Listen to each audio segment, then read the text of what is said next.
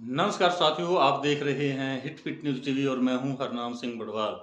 दोस्तों, आज 9 जून है और 9 जून जैसा कि आपको पता ही होगा, आज तीसरी बार प्रधानमंत्री नरेंद्र मोदी प्रधानमंत्री पद की शपथ लेंगे और एनडीए के घटक दल हैं जो उनके साथ हैं, उन्होंने बिल्कुल 7 तारीख शाम 6 बजे राष्ट्रपति द्रौपदी मुर्मू के यहाँ पहुंचकर सरकार बनाने का दावा भी पेश कर दिया है। प्रधानमंत्री खुद गए, अन्य घटक दल के नेतागण भी थे, लेकिन जो अफवाहों का बाजार गर्म है, जितने भी यूट्यूब चैनल हैं, सोशल मीडिया है या मेन स्ट्रीम मीडिया के टीवी चैनल हैं, वहां इसी बात को लेकर चर्चा है कि क्या ये सरकार 5 वर्ष का अपना कार्यकाल पूरा कर पाएगी।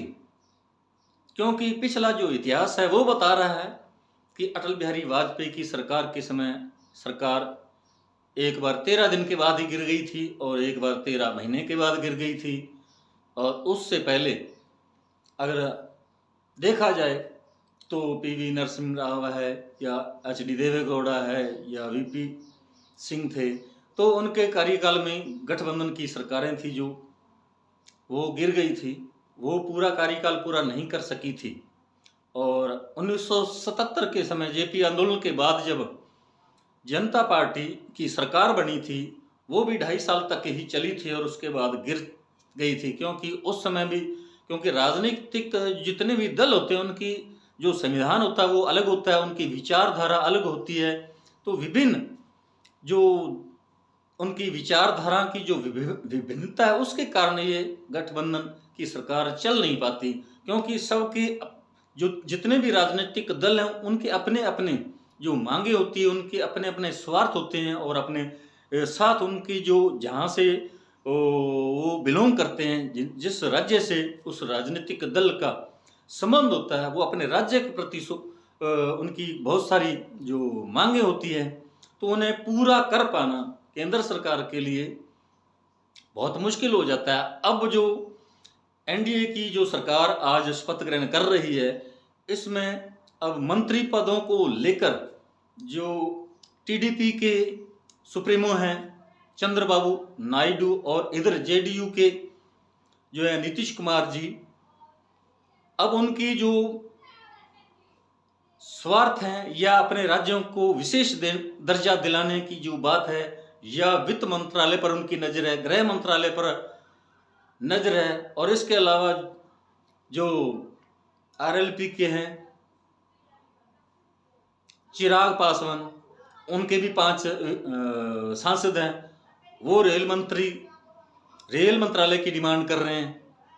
तो इस प्रकार ये जितने घटक दल हैं, वैसे तो एनडीए के 294 सांसद चुनकर आए हैं। अब बीजेपी जो भले ही 240 है बीजेपी के सांसद अकेली पार्टी की, अब 240 से तो सरकार बन नहीं सकती, अब 32 और चाहिए। अब 32 जो है 32 सांसद है, वो चिराग पासवान की आरएलपी, जेडीयू और टीडीपी को मिलाकर ये जो संख्या बल है 272 का, वो पूरा होता है।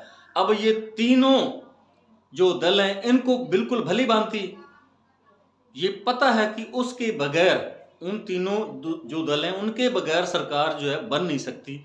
अब उनकी डिमांडें भी बहुत बड़ी हो चुकी हैं। अब डिमांड को बीजेपी या नरेंद्र मोदी पूरा कर सकेंगे या नहीं, ये अभी तक कुछ नहीं कहा जा सकता। क्योंकि गृह मंत्रालय, वित्त मंत्रालय, रेल मंत्रालय, ये तीनों ऐसे अहम मंत्रालय हैं जिन पर इन तीनों की नजर टिकी हुई है, तीनों दलों की। अगर भाजपा ये तीनों मंत्रालय इनको दे देते हैं तो उसके बाद भाजपा के पास कुछ नहीं बचेगा। जैसा माना जाता है कि राष्ट्रपति एक रबर की मोहर होती है और प्रधानमंत्री जो असल देश का शासक होता है, संचालक होता है, और जो भी काम होता है देश का उसमें होल सोल सर्वे सर्वा प्रधानमंत्री होता है। और ये सच्चाई है। राष्ट्रपति जो होता है वो एक रबर की मोहर होती है, जब चाहो उसे उठाओ और लगाओ और काम निकालो। अब जो है अगर ये जो प्रधानमंत्री तीसरी बार शपथ ले रहे हैं तो इन्हें भी रबर की मोहर कहा जाए तो इसमें कोई दो राय नहीं है। क्योंकि या तो इनको इनकी तीनों दलों के जो नीतीश कुमार जी हैं या चंद्रबाबू नायडू हैं, इनकी बात, हर बात इनकी माननी पड़ेगी। अगर नहीं मानेंगे तो सरकार गई, सरकार गिर सकती है।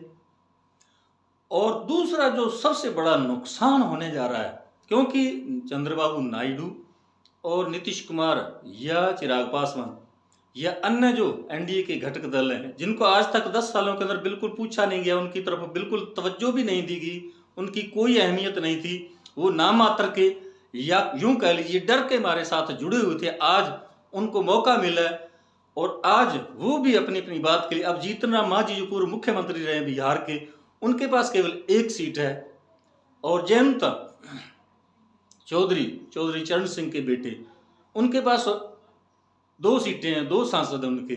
अब ये चुप बैठे हैं, इनकी तरफ भाजपा ने कोई ध्यान नहीं दिया। अब ये नहीं पता ये कब मामला गड़बड़ा जाए।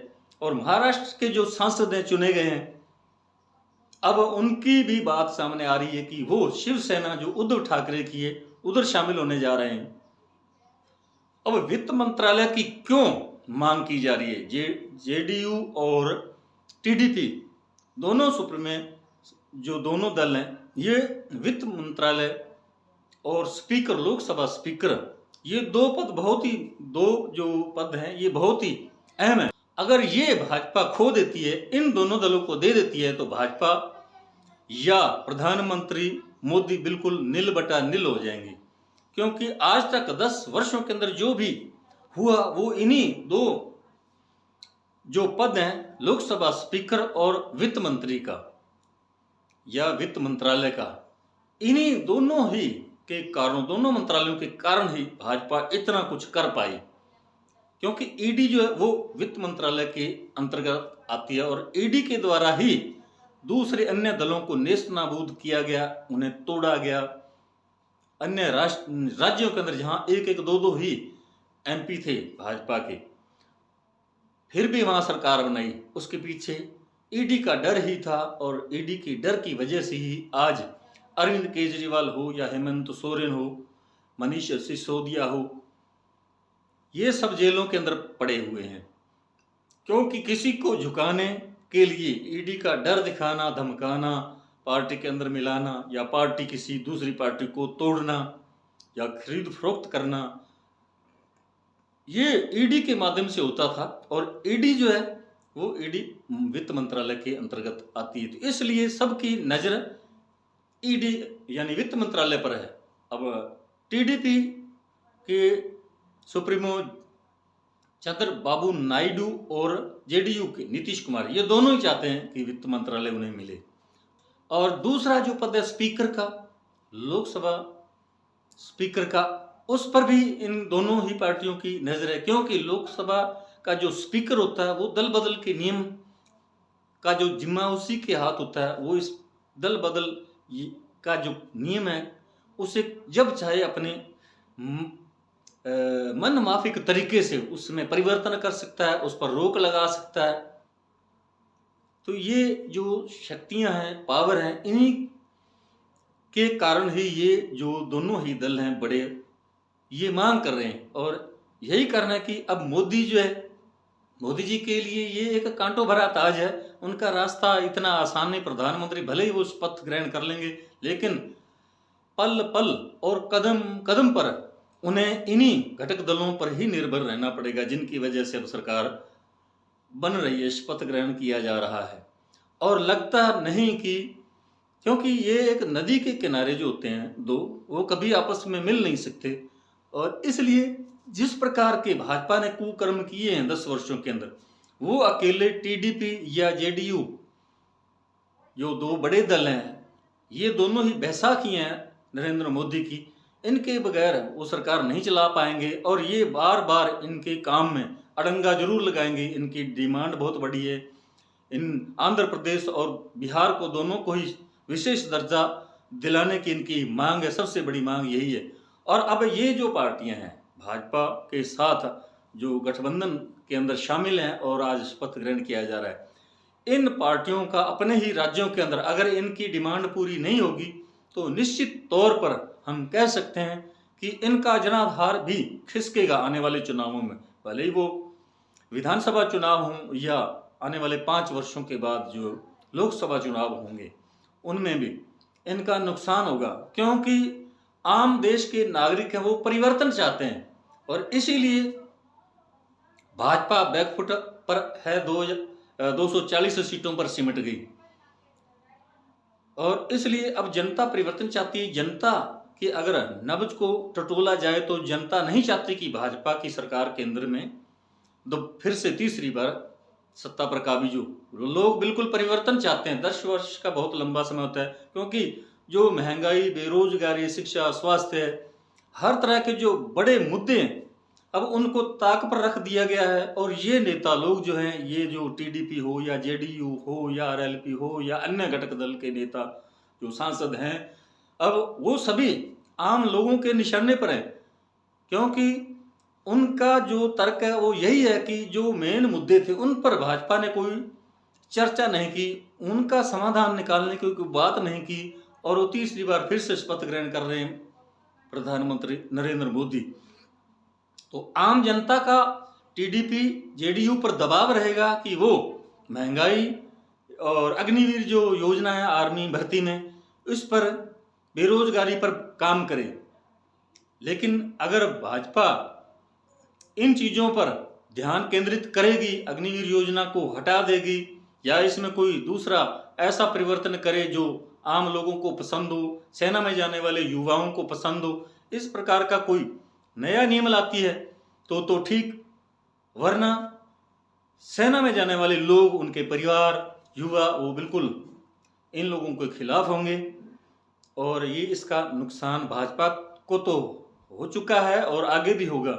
लेकिन ये जो समर्थन देने वाले जो घटक दल हैं उनका भी नुकसान होगा, क्योंकि जो मेन मुद्दे हैं महंगाई, बेरोजगारी, उन पर अभी तक किसी भी पार्टी ने कोई टिप्पणी नहीं की, कोई बात नहीं की।